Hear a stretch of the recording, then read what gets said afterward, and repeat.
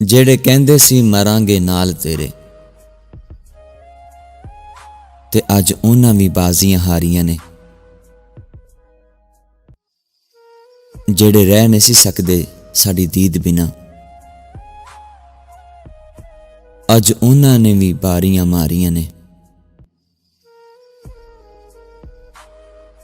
ਜਦੋਂ ਚਮਨ ਵਿੱਚ ਖਜ਼ਾਨੇ ਬਾਲ ਖੋਲੇ,